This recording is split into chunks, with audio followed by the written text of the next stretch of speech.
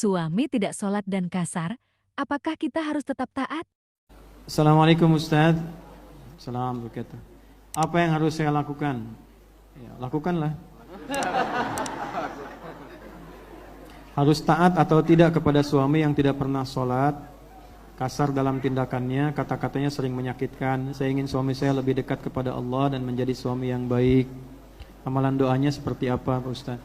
Ibu, pertama, kalau sudah menjalani itu maksudnya begini, sudah menikah, sudah berjalan, artinya bagian dari takdir yang ditetapkan kepada ibu, bukan kepada ibu-ibu yang lain. Demikian juga kepada suami, bukan kepada suami-suami yang lain. Nah, ketika takdir itu kita alami, artinya, perhatikan baik-baik, ada hikmah yang Allah inginkan dari peristiwa itu, supaya kita menjalankan satu tugas yang hanya dipercaya kita menjalaninya, tidak pada yang lain. Dan dengan tugas itulah Allah siapkan anugerah pahala yang tidak sama dengan yang lain. Bu, saya tanya Bu, Sayyidah Asiyah itu, Asiyah bukan Aisyah, Sayyidah Asiyah itu orangnya baik gak? Halus tidak? Lembut tidak? Solehah tidak? Ibu pernah ketemu? Tahu dari kisahnya kan? Perempuan yang sangat soleha, sangat lembut, sangat baik, sangat taat sama Allah. Kok bisa pasangan hidupnya Fir'aun gitu? Kok bisa orang seperti itu ketemu Fir'aun? Coba. Kenapa pasangannya gak Nabi Musa langsung misalnya?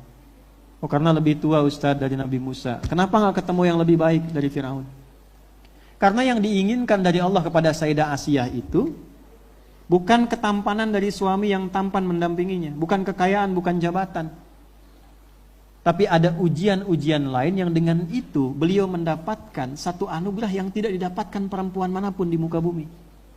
Dibangunkan istana di surga, Bu. Makanya ketika beliau di ujung sakaratul mautnya, itu kalimatnya begini, Rabbi bnili indaka baitan fil jannah. Ya Allah, bangunkan aku satu istana di surga, tampakkan seperti yang kau janjikan. Ditampakkan, begitu ditampakkan meninggal dalam keadaan senyum itu. Ya kan? Nah, ada sebagian yang memang ujiannya seperti itu. Entah sampai titik yang mana, tapi bukan berarti nggak ada toleransinya. Islam menurunkan hukum rumah tangga di ahli syakhsiyah. Nanti ada batasan-batasannya. Misal, kok bisa ibu ketemu suami yang tidak sholat? Mungkin dipasangkan dengan ibu karena misi ini hanya bisa ibu yang bawa, bukan perempuan lain. Kesabarannya hanya bisa ibu yang tanggung, bukan perempuan yang lain.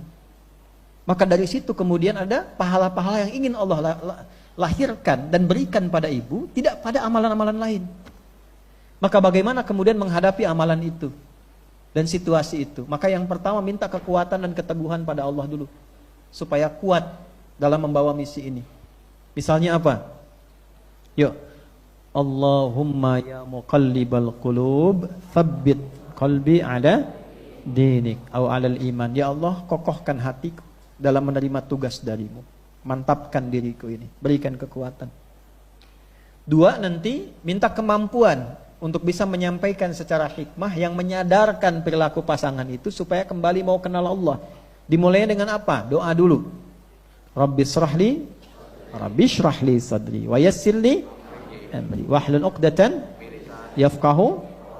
Ya Allah, lapangkan aku. Kenapa penting kalimat lapang ini? Supaya ketika menerima respon dari pasangan yang tidak menyenangkan, hatinya sudah lapang. Ya, kalau kolamnya luas kita kasih garam tidak akan berpengaruh. Tapi kalau cawan hatinya itu kecil, masalah sekecil apapun pasti terasa berat.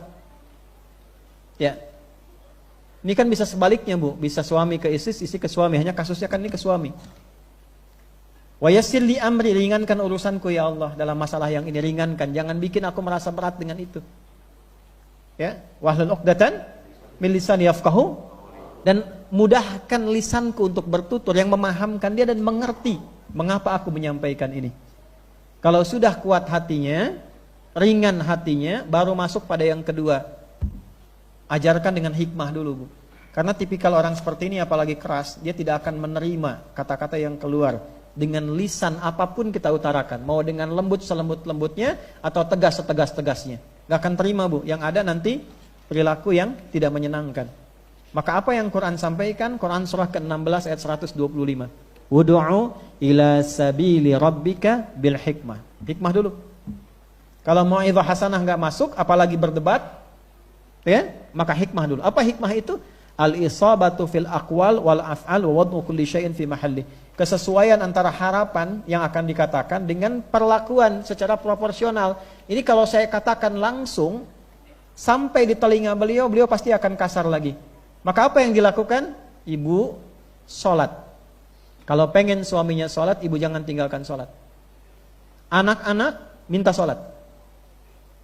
Nanti di rumah, waktunya sholat, ibu dengan anak-anak jamaah sholat. Ibu nggak usah bilang sama suami, "Pak, sholat, Pak." Kalau suami sudah bisa nggak dikatakan dengan lisan, pakai bahasa hati. Doa dulu sama Allah, "Ya Allah, jadikan dengan sholatku dan anak-anakku ini melembutkan hati suamiku untuk mau sholat." Oke? Minta malam setelah tahajud. Sholatnya di mana? Di kamar, di samping suami yang sedang tidur. Sholat. Minta. Gak apa-apa, biarkan suami tidur, malam sholat. Gak apa-apa, sholat. Dan gak usah bilang apa-apa. Sholat aja. Nanti waktunya sholat yang 5 waktu, sholat. Dengan anak-anak sholat. Gak apa-apa, minta anak aja sholat. Tapi disertai dengan doa.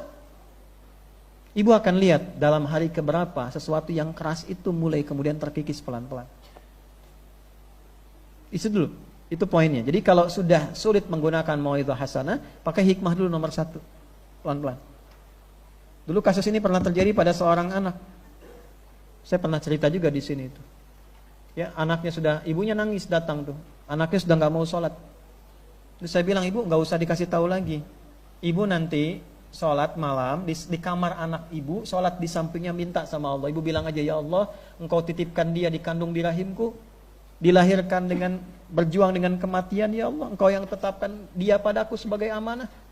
Aku hanya minta, ya Allah, ringankan hisabku di hari kiamat dengan keadaan dia saat ini." Udah minta aja begitu. Nanti 3 hari kemudian ibu datang lagi. 3 hari kemudian datang 6:30 bawa nasi uduk jauh-jauh. "Ustaz," senyum, "anak saya sudah sholat." "Kok bisa, Bu?"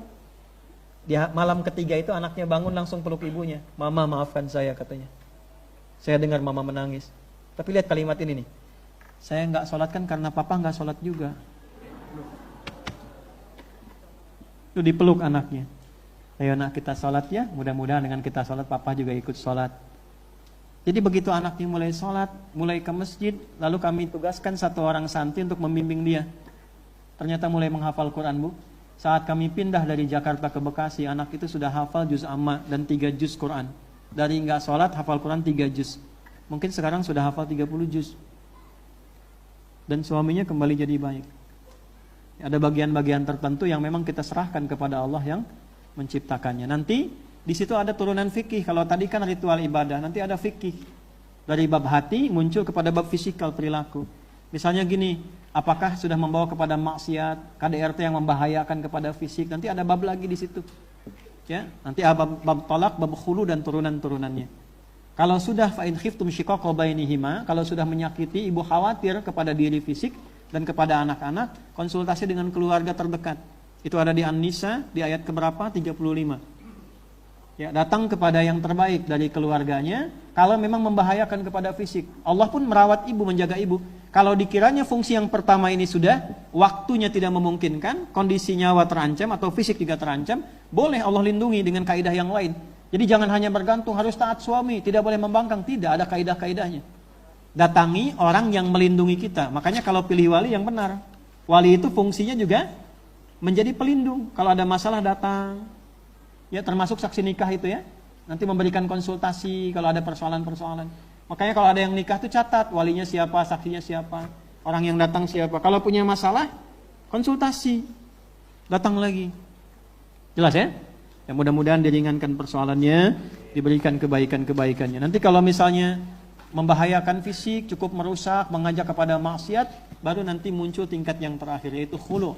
Khulu itu pengajuan istri kepada hakim setempat untuk memisahkan dari situasi-situasi yang membahayakan dalam kehidupan rumah tangga.